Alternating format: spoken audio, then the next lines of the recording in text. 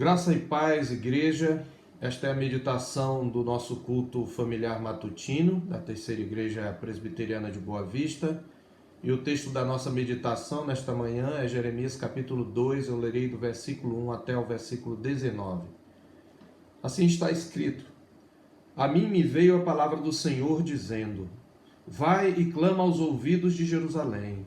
Assim diz o Senhor: Lembro-me de ti, da tua afeição quando eras jovem e do teu amor quando noiva, e de como me seguias no deserto, numa terra em que não se semeia. Então Israel era consagrado ao Senhor e era as primícias da sua colheita.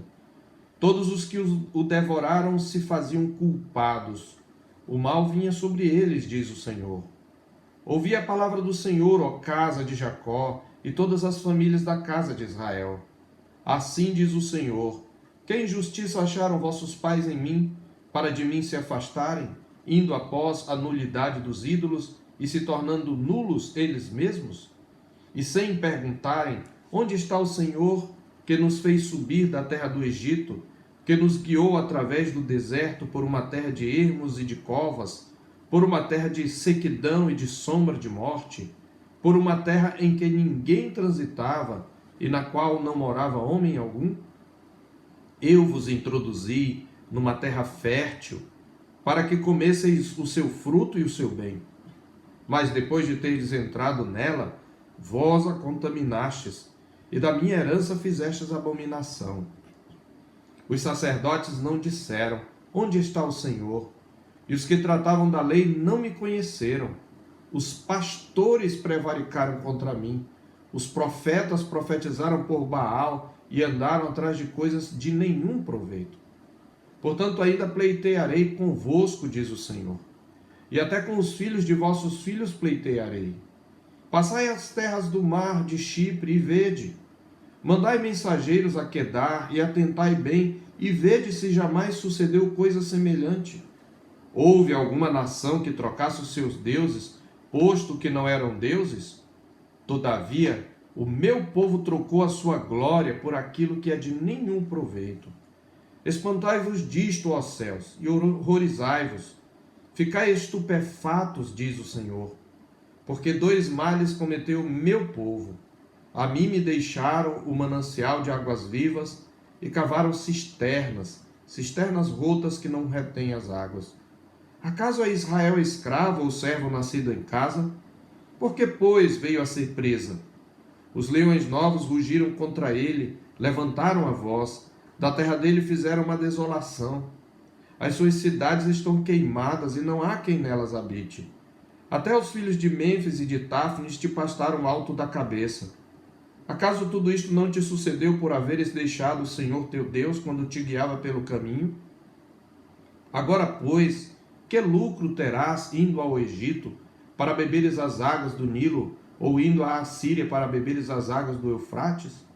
A tua malícia te castigará, e as tuas infidelidades te repreenderão.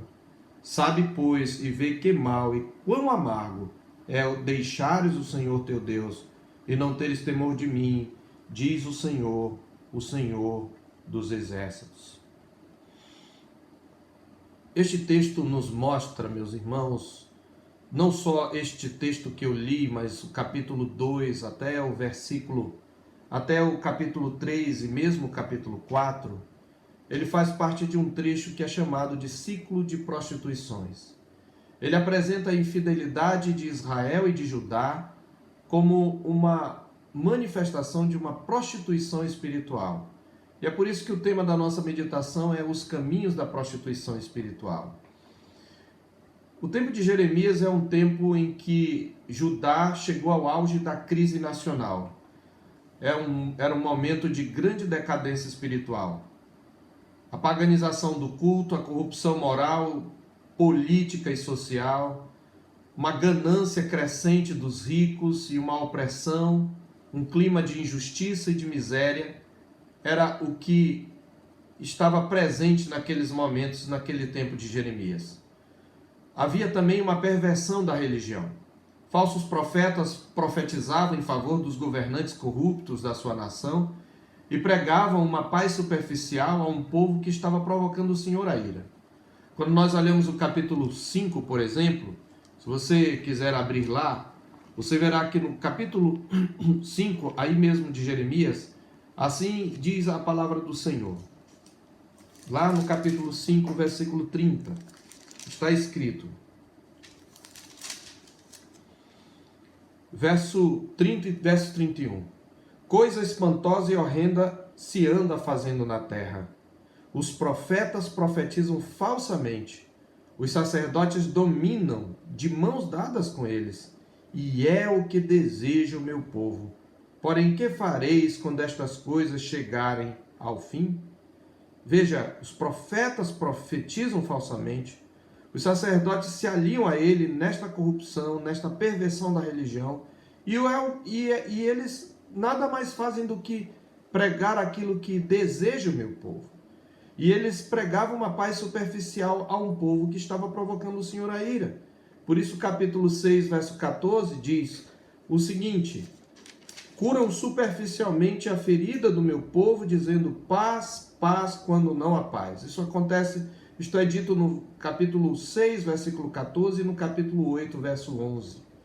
Além disso, meus irmãos, nós temos aqui o contexto da queda do reino do norte, o reino de Israel. E é disso que Jeremias está falando aqui no capítulo 2, porque ele vai trazer aqui uma advertência para Judá, que ainda não havia caído nas mãos da Babilônia.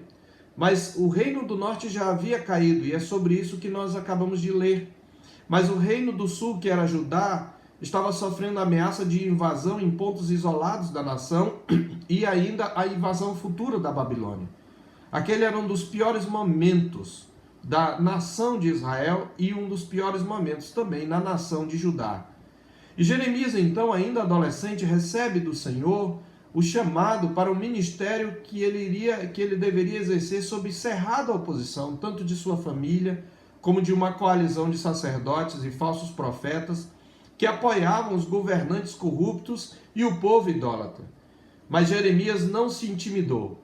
Ele, de fato, profetizou durante 40 anos, denunciando a corrupção do povo e dos governantes e anunciando o juízo iminente sobre Judá através da invasão da Babilônia.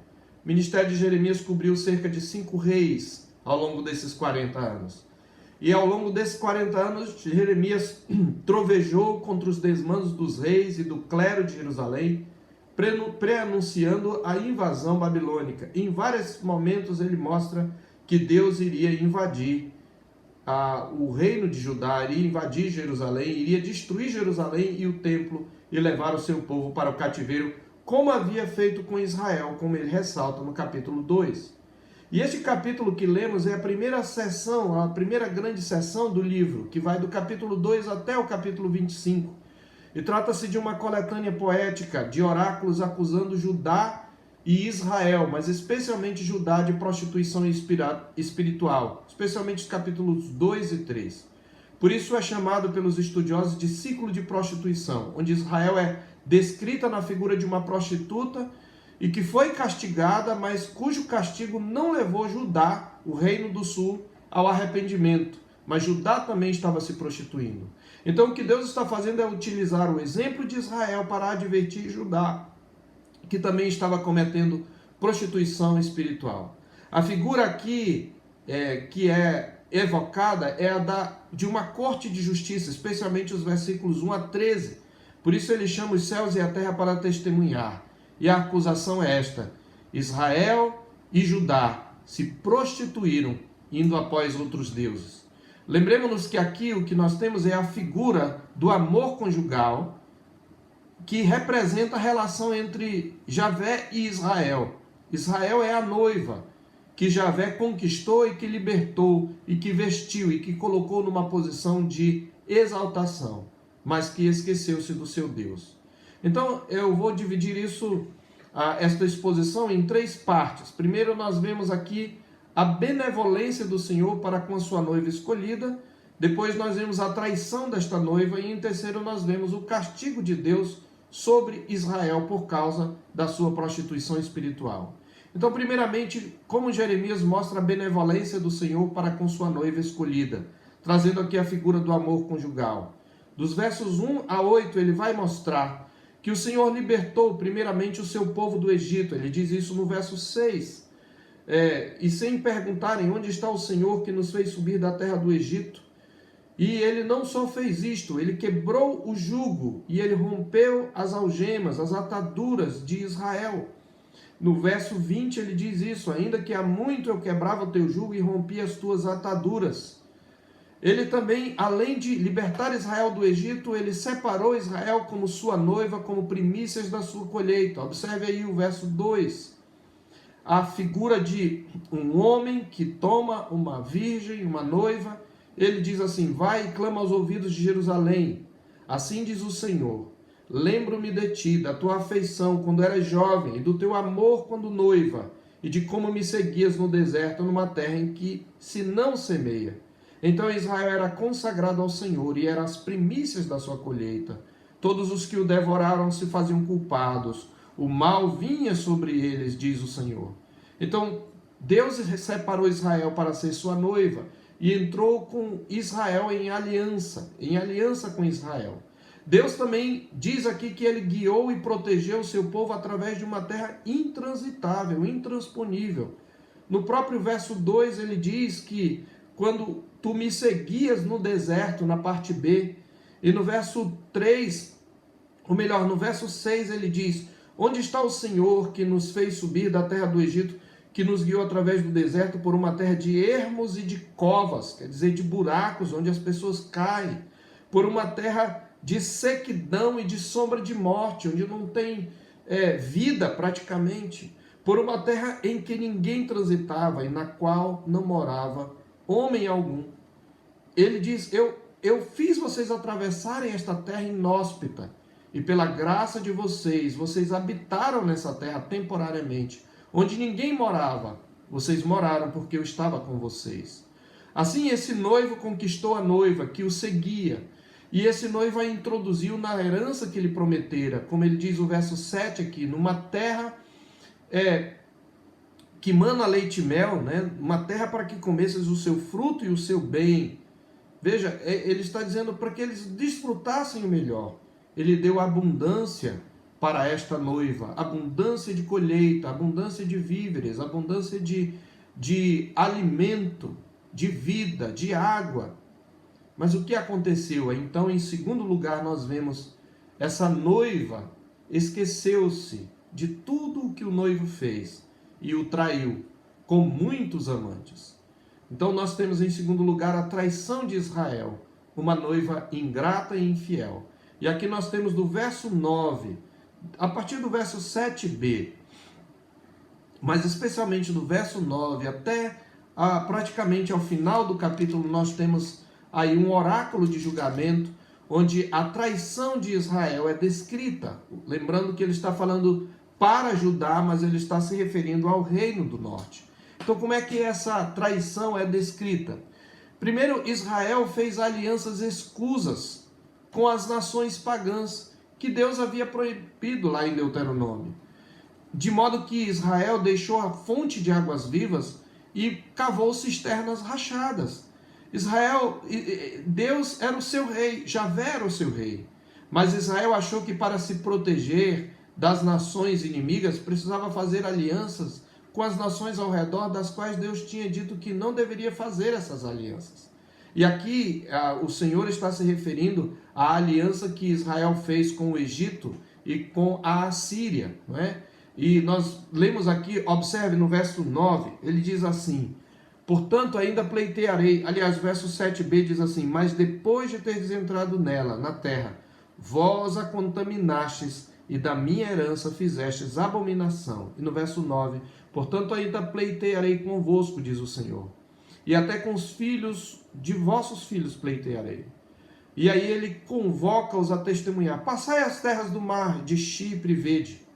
Mandai mensageiros a Quedar e atentai bem e vede se jamais sucedeu coisa semelhante. Que coisa espantosa! Houve alguma nação que trocasse os seus deuses, posto que não eram deuses? Ou seja, está dizendo, apesar de que os deuses das nações não são deuses de verdade, não passam de ídolos, houve alguma delas que trocou os seus deuses?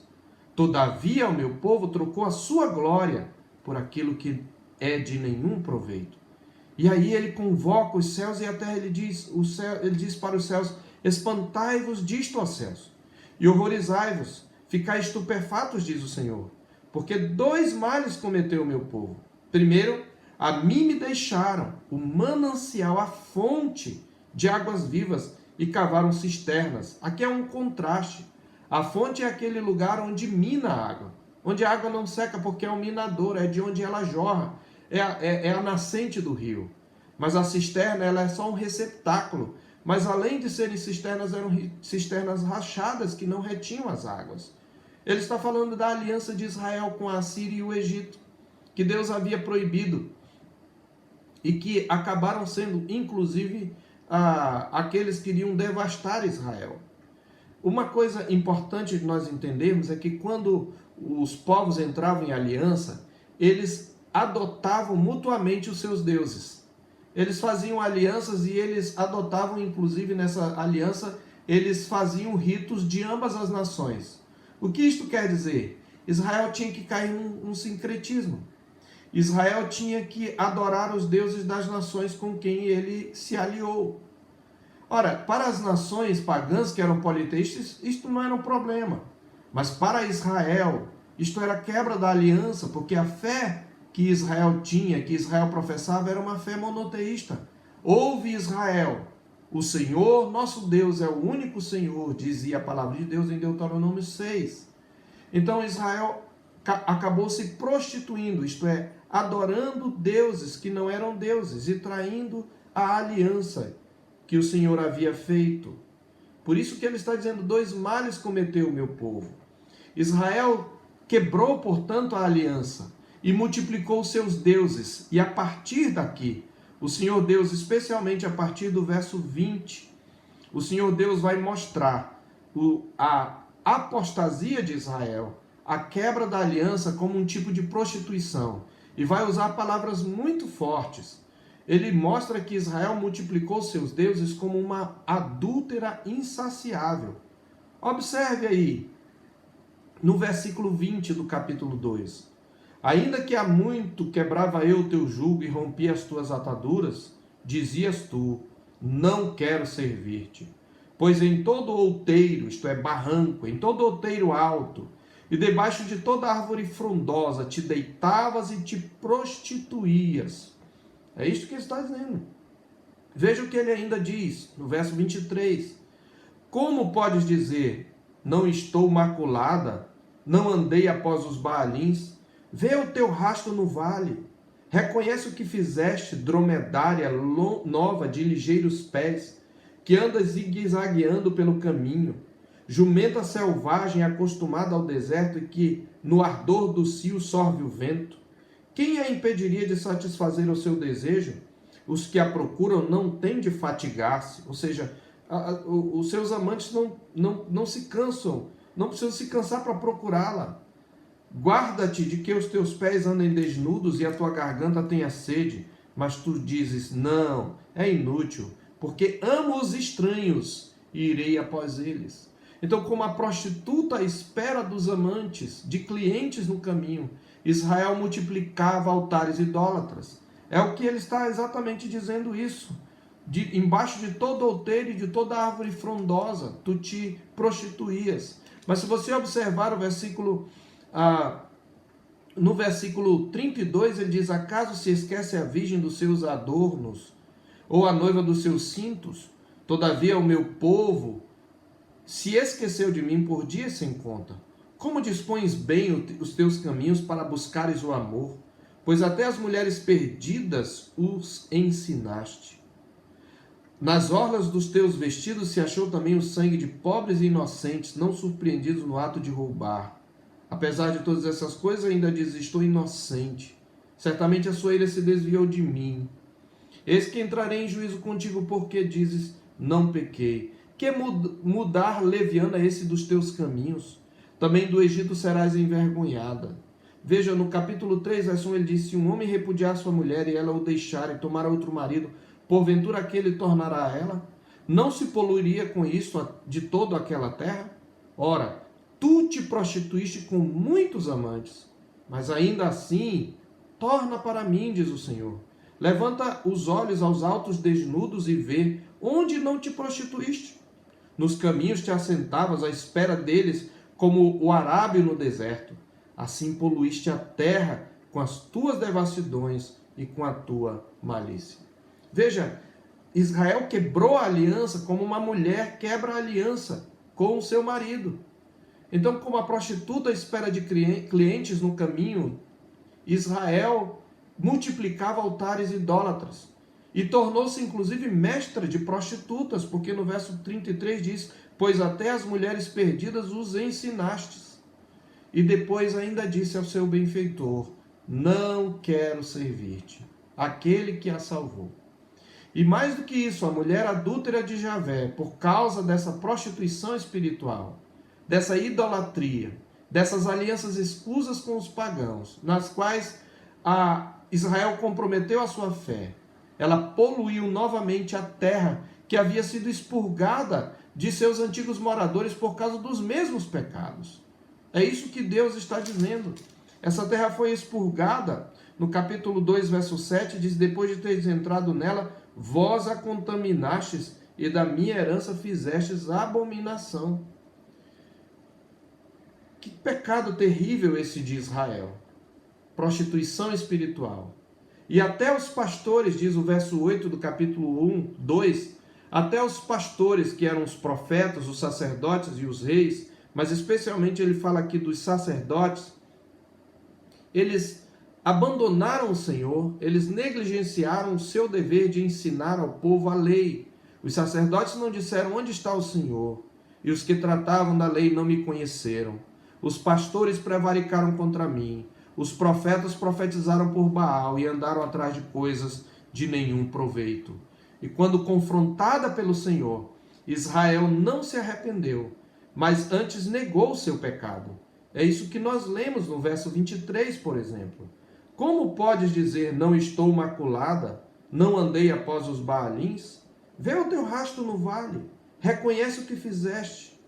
Dromedária nova de ligeiros pés, que anda zigue-zagueando pelo caminho. E nos versos 34 e 35 também ele diz: nas orlas dos teus vestidos se achou também o sangue de pobres. Apesar de todas estas coisas, ainda diz: estou inocente, certamente a sua ira se desviou de mim. Ou seja, confrontado pelo Senhor, Israel não se arrependeu. Na hora do aperto, eles até clamavam a Deus, mas era só experimentarem o livramento, logo voltavam para os ídolos, multiplicando os amantes. É isso que ele diz nos versos 26 e 27. Como se envergonha o ladrão quando o apanham, assim se envergonham os da casa de Israel. Eles, os seus reis, os seus príncipes, os seus sacerdotes, os seus profetas, que dizem a um pedaço de madeira: tu és meu pai, e a pedra tu me geraste, pois me viraram as costas e não o rosto. Mas em vindo a angústia dizem: levanta-te e livra-nos. Mas era só Deus livrá-los. Eles acabavam voltando-se para os amantes.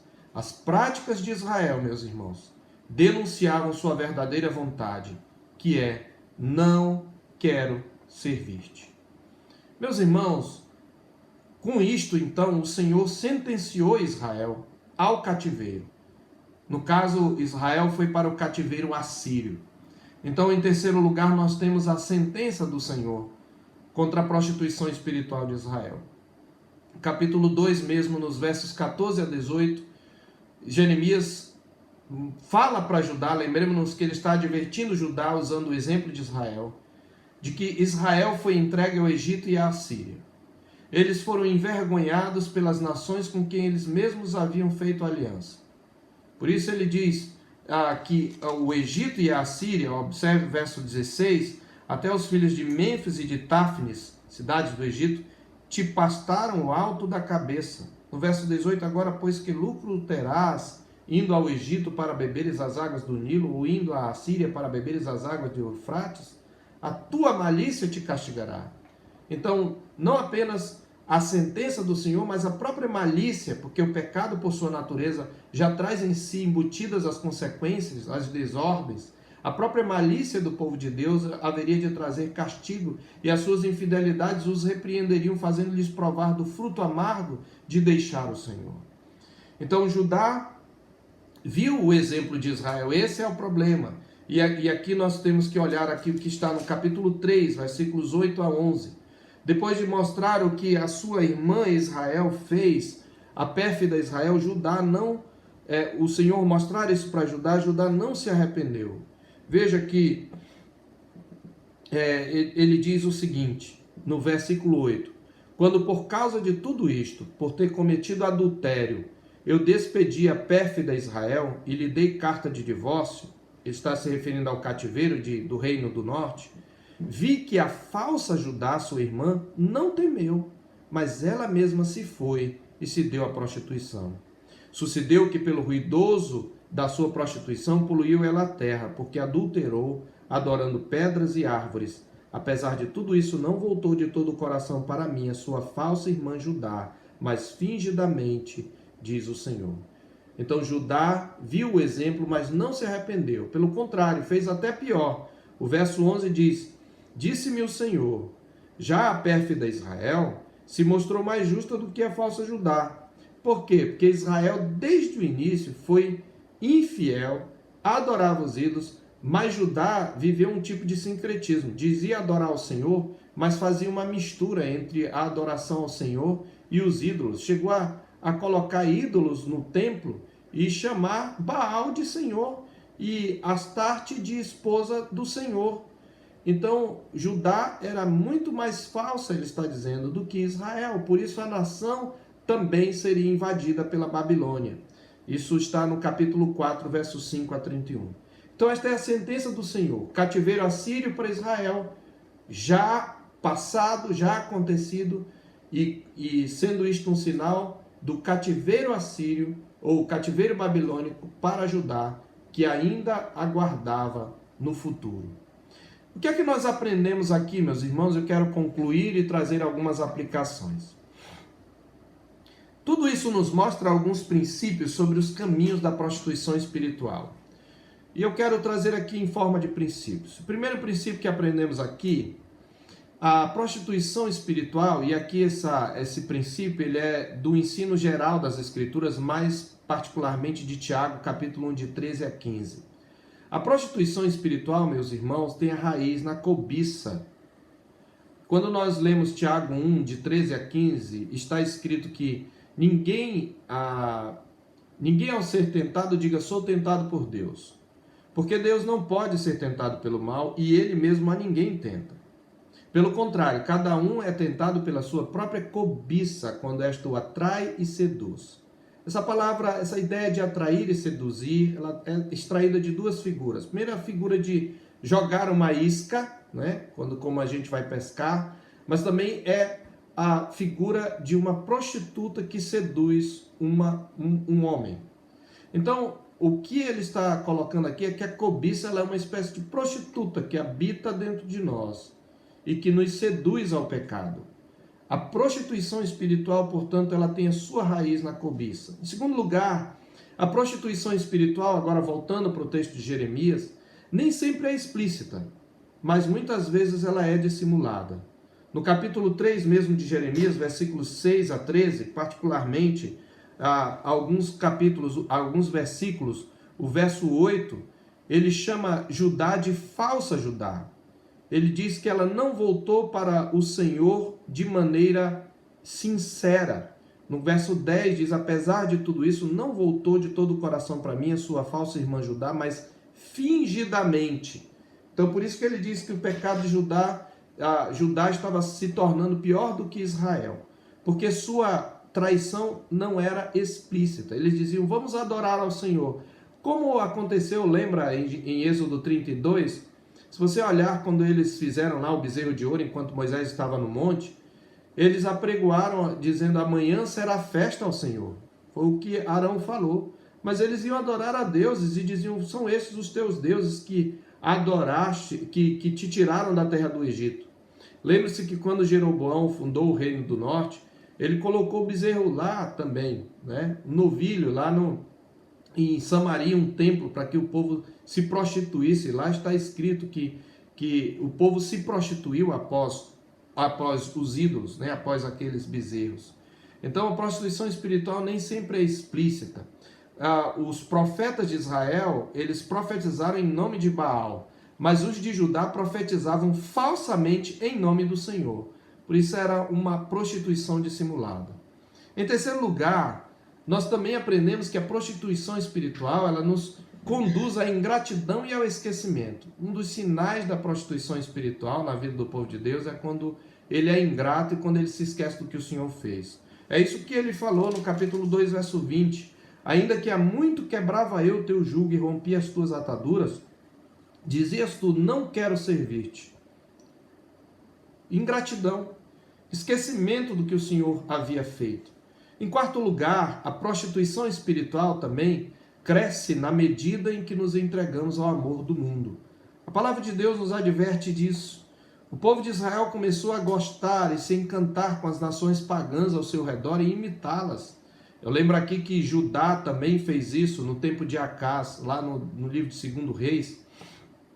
Não me recordo agora o capítulo, não temos tempo para abrir, mas Acás viu um altar lá na Síria, né, que ele pediu ajuda na Síria para lutar contra os seus inimigos, e ele viu um altar lá e ele mandou a planta do altar para ser feito e removeu o altar do Senhor para colocar esse altar idólatra lá. Amor pelo mundo, amor pelos pagãos. Ele achou um altar possivelmente mais bonito, né? Então a prostituição espiritual cresce na medida em que nós nos entregamos ao mundo. Em quinto lugar, a prostituição, nós aprendemos aqui que a prostituição espiritual leva-nos a negociarmos nossa fé, envolvendo-nos em alianças escusas. Havia alianças políticas aqui com a Síria, com o Egito, e nessas alianças, muitas vezes, o templo do Senhor era saqueado pelos próprios reis de Israel e agora também de Judá. Na verdade, Israel adorava, tinha o seu templo idólatra lá em Samaria, mas Judá, por exemplo, alguns reis de Judá saquearam o próprio templo, o próprio tesouro que Deus havia dado para dar aos reis. Então, as alianças escusas, elas podem nos levar a negociar a nossa fé. A Bíblia diz que nós não devemos entrar em julgo desigual com os incrédulos e nossa relação com eles não deve comprometer a nossa fé. E em sexto lugar, a prostituição espiritual leva o povo de Deus a se tornar pior do que o mundo. Olha que coisa! Sim, meus irmãos, a igreja visível pode se tornar pior do que o mundo. No capítulo 2, verso 13, ele diz: olha, não teve nenhuma nação que fez o que vocês fizeram, que deixou os seus deuses. Houve alguma nação que deixasse os seus deuses, diz o verso 11, posto que não eram deuses, mas o meu povo, ele cometeu 2 males. Eles me deixaram a mim, que não sou um falso Deus, que não sou um ídolo, sou um Deus vivo, eu sou um manancial de águas vivas, e cavaram cisternas rotas. No verso 33 ele diz para Israel: tu és mestra, veja, até as perdidas tu ensinaste a arte do amor. Está falando, tu ensinaste aos pagãos o que é pecar. Quando nós lemos lá a palavra de Deus falando sobre, por exemplo, Manassés, né, que era um rei de Judá, é dito que Manassés fez errar a Judá de tal maneira que eles fizeram pior do que as nações que habitaram na terra antes de Israel. Então, cuidado, meus irmãos. A prostituição espiritual, sim, pode levar o povo de Deus a se tornar pior do que o mundo. Ele continua falando sobre Deus, ele continua dizendo que adora a Deus, mas porque abriu mão dos princípios do Evangelho, dos princípios da palavra de Deus, ele acaba por fazer pior do que o mundo. Por isso nós não devemos nos espantar com escândalos dentro da igreja visível, embora devamos nos entristecer. E em último lugar, a prostituição espiritual, ela também nos cega os olhos. Ela nos cega os olhos para os nossos pecados, levando-nos a negar a nossa desobediência, enquanto multiplicamos nossas iniquidades. Foi isso que Israel fez aqui nos versos 22, verso 23. Pelo que ainda que te laves com salitre e amontoes potassa, Continua a mácula da tua iniquidade perante mim, diz o Senhor. Como podes dizer, não estou maculada, não andei após outros deuses? Israel não conseguia ver o seu pecado. Não, eu estou bem, eu estou nos caminhos do Senhor, enquanto já havia transgredido a lei do Senhor e caído e praticava a idolatria. No verso 30, o Senhor diz, em vão castiguei os vossos filhos, eles não aceitaram a minha disciplina. A vossa espada devorou os vossos profetas como leão destruído. Então, a prostituição espiritual cega os olhos da igreja, levando-a a negar a sua desobediência. A igreja, quando vai apostatando, ela não vai percebendo isso. E isto ocorreu, meus irmãos, em Israel e ocorre em nossos tempos. E aqui, então, eu quero concluir com algumas aplicações. Meus irmãos, a igreja do Novo Testamento é a noiva de Cristo. Isto está em Efésios capítulo 5, 26. E assim como Israel era a igreja da velha aliança, da velha dispensação, a igreja é Israel da nova aliança. Israel e a igreja são um só povo. Só que estão vivendo em duas dispensações. Israel vivia naquele momento da chamada velha dispensação, quando o evangelho e a mesma graça era ministrada através dos ritos e dos sacrifícios, que foram abolidos com a vinda de Cristo e sua morte e ressurreição.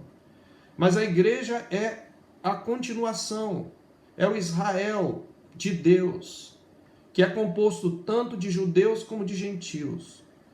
E nós não somos diferentes de Israel. Como igreja de Deus, assim como Israel era a igreja de Deus, a igreja no período da nova aliança precisa atentar para que não caiamos no mesmo erro.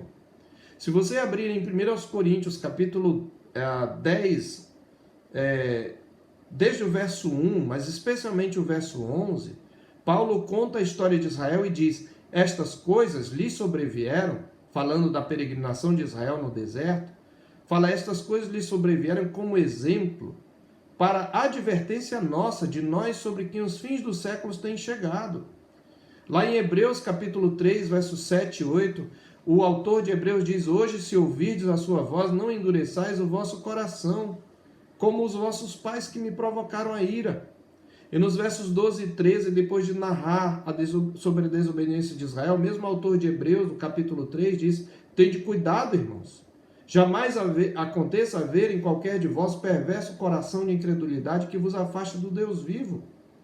No capítulo 4, versos 1 e 2 de Hebreus, ele também diz, temamos, pois, que sendo-nos deixada a promessa de entrar no descanso de Deus, suceda parecer que algum de vós tenha falhado, porque a nós também foram anunciadas as boas novas como se deu com eles. No original está escrito, nós também fomos evangelizados como eles. Sim, porque o evangelho foi pregado aos judeus por meio dos ritos e símbolos da aliança mosaica, em figura e símbolo. Mas para nós ele foi pregado claramente, porque Cristo já veio, já morreu e já ressuscitou e cumpriu tudo aquilo que a velha aliança simbolizava em seus ritos. Então, nós devemos atentar para que não caiamos na prostituição espiritual. É por isso que a palavra de Deus nos adverte que a amizade do mundo é inimiga de Deus. Tiago usa a mesma linguagem de Jeremias, de maneira mais resumida, lá no capítulo 4, quando repreendendo a igreja pelas contendas que havia no meio do povo a quem ele escreveu, ele diz, infiéis, no original é adúlteras. Não compreendeis que a amizade do mundo é inimiga de Deus? Aquele, pois, que quiser ser amigo do mundo, constitui-se inimigo de Deus. E veja, Tiago está dizendo, vocês quando têm guerras e contendas entre vocês, vocês estão demonstrando mundanismo. É uma das formas de mundanismo. E ao demonstrar mundanismo, vocês estão sendo adúlteras. Vocês estão sendo como uma noiva adúltera, que está se prostituindo. O apóstolo João também, na sua primeira epístola, no capítulo 2, versos 15 a 17, nos adverte. Não ameis o mundo, nem as coisas que há no mundo. Se alguém amar o mundo, o amor do Pai não está nele. Porque tudo o que há no mundo, a concupiscência dos olhos, a concupiscência da carne e a soberba da vida, não procedem do Pai, mas do mundo. Meus irmãos, como igreja, nós temos que tomar muito cuidado para não nos misturarmos ao mundo. E aqui eu quero fazer uma aplicação mais específica ao nosso contexto, especialmente ao nosso contexto político.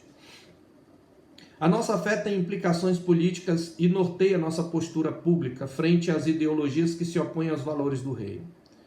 E como tal, é óbvio que a nossa fé nunca vai ter nenhum tipo de cobeligerância com ideologias que a negam.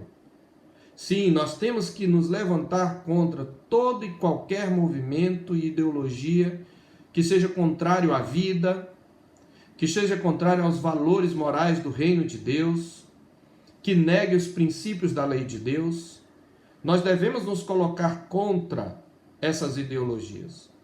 Mas nós devemos tomar cuidado para que na luta contra ideologias anticristãs nós não caiamos na armadilha de usar armas carnais para defender os valores espirituais do Evangelho. Nós não devemos ceder, meus irmãos, nem às utopias ideológicas, nem a qualquer tipo de messianismo. E nós não devemos confiar no braço de carne, seja ele qual for. Se nós defendemos os valores do reino, nós o fazemos porque nós queremos glorificar a Cristo, não porque nós achamos que algum dia o céu vai acontecer na terra por meio de qualquer aliança política. Então nós precisamos tomar cuidado para que em nossas alianças, em nossos compromissos políticos, não acabem nos levando a quebrar a aliança com o nosso Deus. Estejamos alerta, portanto, contra o perigo de nos prostituir espiritualmente, mesmo em nome de defender os valores do reino, esquecendo-nos da missão que somente nós podemos realizar, a pregação do Evangelho de Cristo, nosso único Senhor e Rei. Tomemos cuidado, meus irmãos, para que nesse momento de polarizações políticas, nós não venhamos a nos prostituir. Eu não estou falando aqui como um isentão. Eu me coloco contra toda e qualquer ideologia que nega a sexualidade estabelecida por Deus, a moral sexual estabelecida por Deus, onde há macho e fêmea.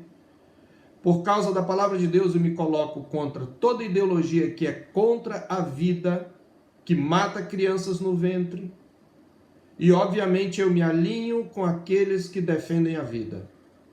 Mas eu preciso tomar cuidado, porque os pagãos continuam pagãos, mesmo quando defendem a vida.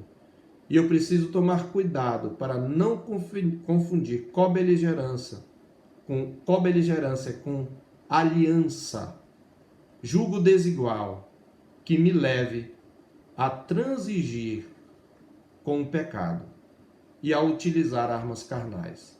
Que Deus nos livre da prostituição espiritual. Que Deus nos livre de nos mancomunarmos com o mundo para nos prostituir e que nos mantenha fiéis à sua aliança. Oremos. Senhor Deus, que a tua palavra possa se aplicar ao nosso coração e que o Senhor nos ajude, ó Deus. Que o Senhor nos alerte, nos ajude a não confundirmos os genuínos valores do reino com qualquer ideologia, mesmo aquelas com as quais esses valores estão mais alinhados. Que nós possamos, ó Deus, tomar cuidado para não nos prostituir por meio de alianças escusas. Que o Senhor nos ajude a lembrar que nós só temos um Rei e que nós não nos esqueçamos de que só a igreja pode pregar o Evangelho, só a igreja pode interceder. Que nós não nos desviemos desse papel da igreja, desse papel principal da igreja. Nós te pedimos isto em nome de Jesus. Que o Senhor vos abençoe e vos guarde, que o Senhor faça resplandecer o seu rosto sobre vós e tenha misericórdia de vós. Que o Senhor sobre vós levante o seu rosto e vos dê a paz. Amém.